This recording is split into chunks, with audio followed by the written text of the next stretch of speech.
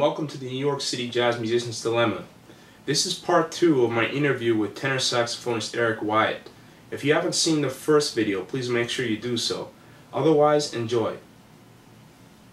Could you tell us a little bit about your father and oh man, and his influence on you yeah, well, his influence was that I thought about this the other day. You know, I'm always up late at night either doing something, trying to write music, because you hear I have a lot of original music. Yeah. My father used to be up so late, man, that we never went to sleep. I never went to sleep. I would hear his record playing on the turntable. That's the jazz life. And it would, he would fall asleep and the thing would spin and come back. You remember those records? Yeah. So I remember I couldn't fall asleep. They did. But I couldn't, because I kept hearing these records and these songs. And one night I remember I went into his room to turn down the dial, because he would fall asleep. And it was weird that he would fall asleep and I was still awoke. But the thing about it was, I was hearing all these great saxophone players and great melodies, and they stuck in my head, because as a kid, even my sisters today, they listen to jazz a little, and they know some of the records they remember my father would play. Yeah. But a lot of these records were great. He had the record with Bird playing tenor.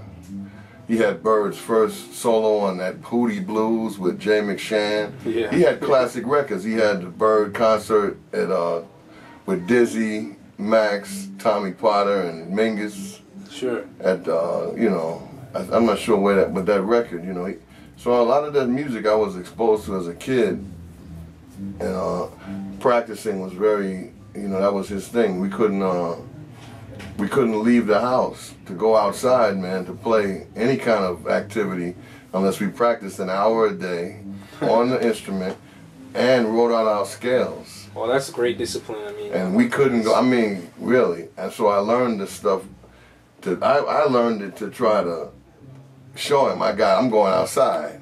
Yeah. And I did memorize it and learn it. And I'm taking advantage of it now as a person that's played music and has traveled and been paid as a professional musician and made recordings, because I did retain the stuff, and I had a desire to really become professional. And sure. I definitely owe that to him, as I'm playing his horn even tonight, So, could you tell us a little bit about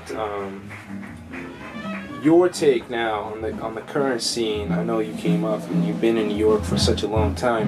Can you tell us about what you think about what's going on in the jazz scene today, especially with regards to paid musicians and the way that cats are featured with being fair to older cats, especially since there's some politics going on. Could you just speak to us about some of your takes on what's going on? It's a funny state of business, because a lot of the young guys, they want to be out there. Sure. It's almost like with the music business. You see all these young Justin Bieber, or back in the day they had the Boys. Yeah. They're taking kids, man, and putting them out there. And it's like the seasoned jazz cats who paid all these dues aren't getting their fair share now. And it's sad, because there's a lot of, work is kind of, went down. There's not as many venues. Yeah. The audience is going to eventually determine if you have a fan base or support you. So, a lot of this new stuff that these cats are doing, they're coming out of school with, one thing that's very uncool. I hate to, I'm not trying to get in nobody's thing, but to have a contest to prove who's the best, the Thelonious Monk competition, just to say that. And to know Monk as how he was, I didn't know him, but my father did know him. I know a gentleman named Paul Jeffrey, who I speak to, who told me who my father played with and who he knew, and he knew from what Paul said he played with everybody. Monk, Bird, Miles, maybe not Bird, but he did tell me stories of knowing Bird. Yeah. And Sonny played with Bird, so I believe since they were friends, there's chances I'm sure he saw Bird.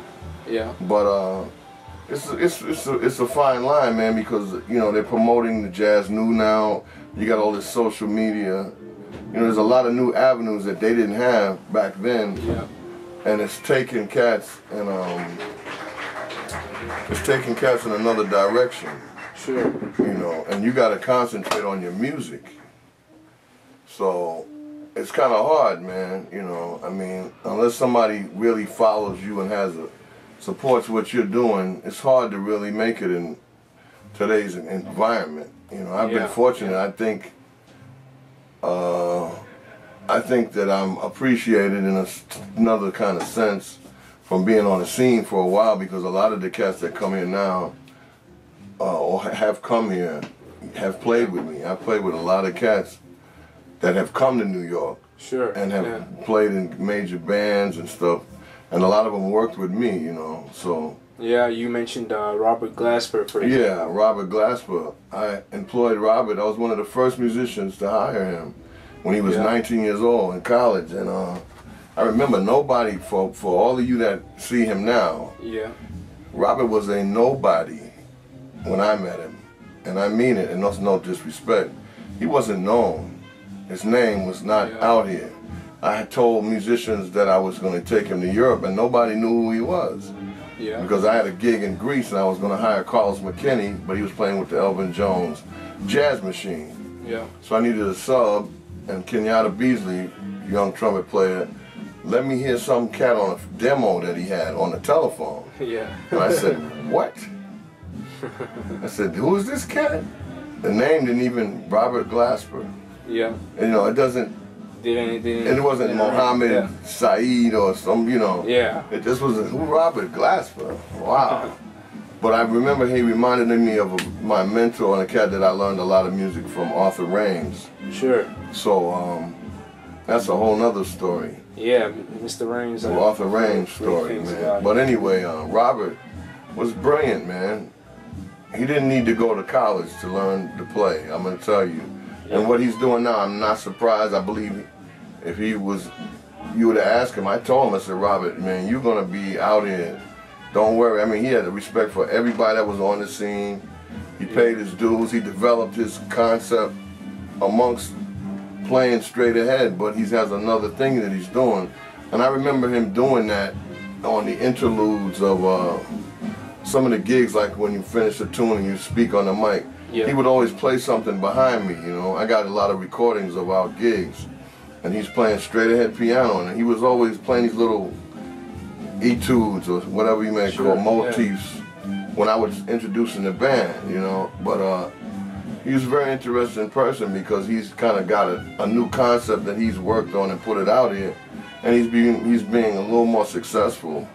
You know, the critics are taking to him, and it's good for him because he paid his dues, you know, and he can play both elements, but I think he's deciding, he told me that he likes what he's doing and it's different, and he doesn't want to repeat, you know, coming from a cat like saying, I don't want to repeat what's been done already. He's absolutely right. He said, Eric, I can make an album straight ahead playing the same standards that all these cats have recorded, but what is that going to do for him to rehash something that's been already, you know, this is a historic album, this version of Herbie or Art Tatum, and he's kind of right in that sense, you know. So you know, I just interviewed David Binney, and he made a great point that, you know, a lot of the cats at Smalls and Fat Cat, for example, are just essentially regurgitating the music that's already been done in the past, and not even doing it to the level of the cats who originally did it. So he mentioned that in order to make it nowadays, you have to do something different. Yeah, you have to definitely include something original, because that's what you are, you know. I read something about a gentleman that's getting a lot of play. J.D. Allen said something that he worked with Betty Carter, and she had a program, and they would play a tune, and he said I read that he said they played a standard, and she fired them after that. She said, I told you cats to play your own music. The only way you're going to get your own voice is play your own music. So I don't want to the cats that come down here and play the older versions of the idioms of jazz. There's nothing wrong with it, but you got to incorporate your originality in that. And if you don't, you're going to spend a lot of time just playing, like you said, regurgitating a lot of this music, but there's a tradition with this music, so some elements of that are needed because it started from somewhere. It didn't come straight to where it is now. It's a lot of years and a lot of famous, I mean not famous, they didn't get no fame, but great minds that created what you hear and enjoy. Sure. An old classic is still an old classic.